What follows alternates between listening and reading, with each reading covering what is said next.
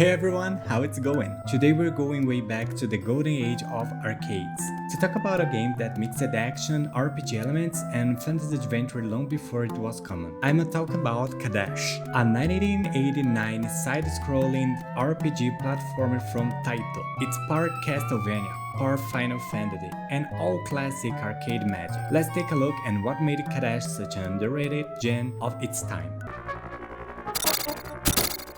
The story of Cadash is simple but timeless. The kingdom has fallen into darkness after the evil sorcerer Baron Dia kidnapped Princess Salasa. You play as one of four heroes: the fighter, mage, priestess, or ninja, each with unique skills and abilities on a quest to rescue her and defeat the darkness consuming the land. It's a straightforward save the princess narrative on the surface, but for its time, Cadash actually stood out. It included dialogue, towns, NPCs, and even an experience system, which was hard in arcade games back then. It felt like an RPG that you could beat in one sitting, something you expected on a console, not in an arcade cabinet. And that fusion of storytelling and fast-paced gameplay was what made Cadash truly ahead of its time. Visually, Cadash has the perfect late 80s fantasy charm. The pixel art is colorful and detailed, with distinct regions ranging from dark caves and castles to lush forests and fiery underworlds. Each area has its own enemies and atmosphere, making the adventure feel vast despite the hardware limitations. Character sprites are big and well animated, and the bosses are impressive for the era, often taking up half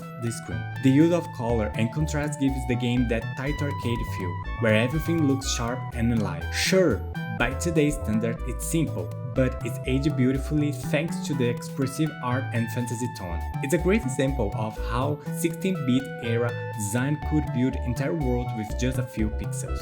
Gameplay-wise, Cadash is where things getting interesting. It blends platforming, real-time combat, and RPG progression. You defeat enemies, collect gold, buy new equipment, level up your stats, and learn magic, all while running and jumping through dangerous levels. Each of the four heroes play differently. The fighter is strong and reliable, perfect for beginners. The mage uses powerful spell but has limited defense. The priestess can heal herself and others, a great support choice.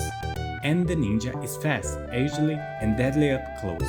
The class system adds replayability since every run feels fresh depending on who you choose. And for an arcade game, that's a big deal. Most titles from that era wanted quick plays, but Cadash encouraged players to return and try new builds.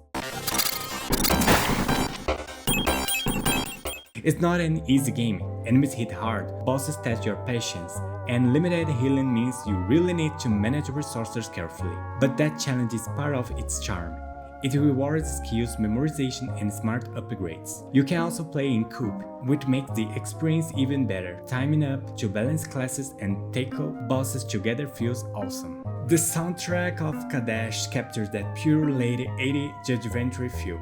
Epic chiptune melodies set the tone for exploration, danger, and heroism. The music changes between areas, giving each region a distinctive energy. Some tracks are mysterious, others intense and dramatic. Sound effects are crisp and satisfying, with that class arcade punch that makes every hit and spell feels impactful. It's simple but perfectly tuned for the fast-paced gameplay. Even decades later, those melodies stick in your head, a true sign of a memorable arcade soundtrack. Cadash is one of those forgotten treasures that deserve more recognition. It was ambitious, blending genres that normally didn't mix: RPG progression, platforming, and coop arcade action. It laid the groundwork for the action RPGs we love today. It's short, taut, and yes, a bit outdated in some mechanics, but it's still a fascinating piece of gaming history, one that shows just how creative developers were even with limited technology. If you enjoy classics like Castlevania 2, Wonder Boy, Monsterland, or Fashanadu, you'll find Cadash feels like their ancestor. Bold,